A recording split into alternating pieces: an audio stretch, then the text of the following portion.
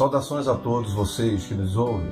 Em Cristo Jesus, nosso Senhor, gostaria de cumprimentá-los através do Evangelho de Marcos, capítulo 8, verso 34, trazendo esse texto hoje para a nossa reflexão, diz assim: E chamando a si a multidão com seus discípulos, disse-lhes: Se alguém quiser vir após mim, negue-se a si mesmo, tome a sua cruz e siga-me.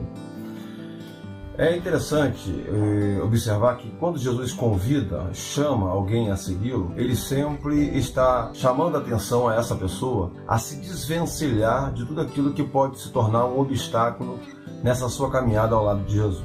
Nenhuma decisão por Jesus será tomada sem antes entender o custo que ela tem. E a primeira coisa é abrir mão de si mesmo. Veja, por exemplo, Mateus teve que abrir mão da sua função, porque talvez ela se tornaria um obstáculo, até porque o coletor de impostos era conhecido como um pecador, devido às corrupções que existiam também no meio dessa coleta de impostos. Para os pescadores, talvez a própria chamada que havia sido vinculada a eles a ser pescadores de homens e o ofício deles como pescadores de peixe não implicaria a função em si com o trabalho espiritual, mas talvez a própria autossuficiência, a vontade de querer voltar a pescar, porque isso você percebe que aconteceu logo após que Jesus morreu, eles voltaram para a pescaria. Isso demonstra de fato que eles não estavam preparados para uma entrega que Jesus havia chamado a eles: quem quiser vir ser pescadores de homem, que eles tomassem a decisão, e eles lançaram mão da sua rede e seguiram a Jesus. Isso demonstra claramente que todos aqueles que querem segui-lo precisam estar preparados para tomar essa decisão. Todos sabem que a palavra decisão vem de uma etimologia, de mais cisão. Você não pode tomar uma decisão sem ter uma cisão, sem ter um corte. E às vezes você precisa só cortar alguma coisa, cortar algum vínculo, cortar talvez uma autodependência, uma autossuficiência e começar a descansar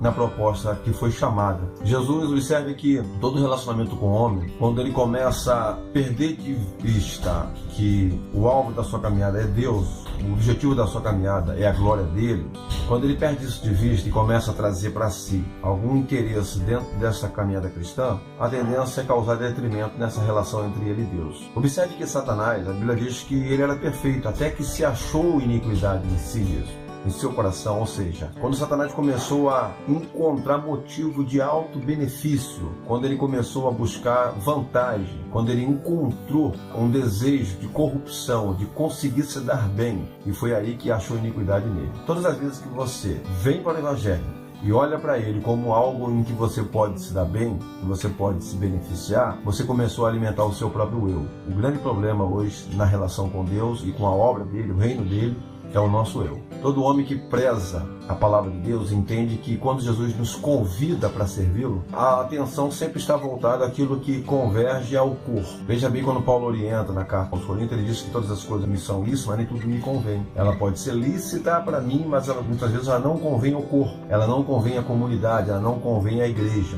Eu não posso estar em busca de algo que apenas beneficie a mim, causando detrimento às relações, às pessoas que estão em minha volta. Eu preciso entender que aquilo que é bom para mim tem que ser bom para todos, e o que é bom para todos também é bom para mim. Eu tenho que entender que isso é uma verdade ou não. Por isso, nós não podemos seguir a Cristo preocupado ou focado no eu, mas sim no nós. Jesus disse: quem quer vir após mim, negue-se a si mesmo. Ninguém poderá seguir a Jesus sem antes negar a si mesmo. Quando eu olho o bom samaritano, por exemplo, eu vejo alguém que Jesus faz algo fascinante. Ele faz ali uma parábola mostrando que primeiro veio um sacerdote, passou direto, indiferente. Depois veio o levita, que olha, passa também indiferente, provavelmente o exemplo que ele viu no sacerdote, e ele vinha logo atrás, viu que o sacerdote não parou, porque eu vou parar. Ele estava treinado também a apenas ser religioso, mas ser indiferente com a carência do próximo. Logo a seguir, Jesus, estrategicamente, ele não coloca um judeu, ele chama um samaritano na sua ilustração. Ele diz: veio um samaritano, e esse samaritano, que você sabe que sempre foi um diferencial, uma oposição entre os judeus.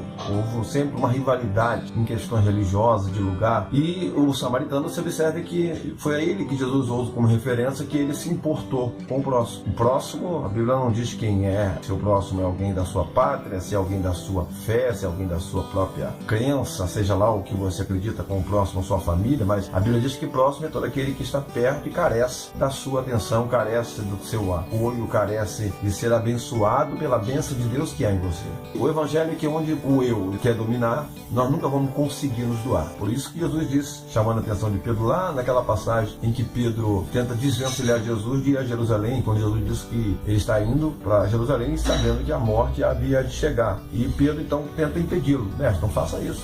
Poupa-te, salva-te a ti mesmo. Jesus detecta a voz de Satanás, porque essa voz de Satanás sempre vem acompanhando. Veja bem, lá no deserto, primeiro Satanás tenta poupar o jejum, salva a tua fome. Depois Satanás tenta exaltar a sua posição de Deus, de Senhor, de Filho de Deus, dizendo, tudo isso te darei se você prostrado me adorares, né? Ou seja, aí vem a segunda questão, que é a questão da dor, né? Poupar a dor, mas a segunda que eu havia antecipado aqui, é que ele havia colocado como proposta para que Jesus pudesse mostrar que ele é filho de Deus, era pular de um lugar bem alto, e aí os anjos sustentariam suas mãos para que ele não tropeçasse. Isso prova que Satanás sabe usar a Bíblia perfeitamente, isso aí não é um problema dele. Ele consegue, na verdade, trazer um espírito diferente na interpretação da palavra. E aí que ele consegue, muitas vezes, fazer com que esse outro evangelho, que tem sido, muitas vezes, camuflado e tem conseguido atrair uma multidão enorme, porque Satanás usa um espírito diferente, porque a palavra de Deus é usada por um outro espírito, uma outra intenção, com uma outra meta, um outro objetivo, tirar proveito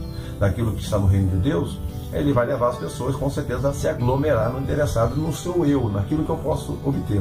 Essa Jesus vai percebendo. Lá no deserto, aí logo a seguir, Satanás também tenta com os sacerdotes, você observa isso. Quando o sacerdote chega para Jesus e diz, tu é filho de Deus, salva-te a ti mesmo. E lá na cruz, quando o próprio ladrão está ao seu lado e disse, tu é filho de Deus, salva-te a ti mesmo e a nós também. Jesus sabia que se ele viesse para salvar a si mesmo, todos nós estaríamos perdidos. Por isso ele deixou bem claro que ele não veio para salvar a si, mas para salvar as ovelhas perdidas. E ele descreve uma ilustração que eu acho fascinante. Ele diz que se a semente cair no chão e não morrer, ela fica só. Mas se essa semente morrer, ela produz muito fruto. Falando dele mesmo. Que se ele não morresse, se ele não entregasse a sua vida, todos nós estaríamos perdidos.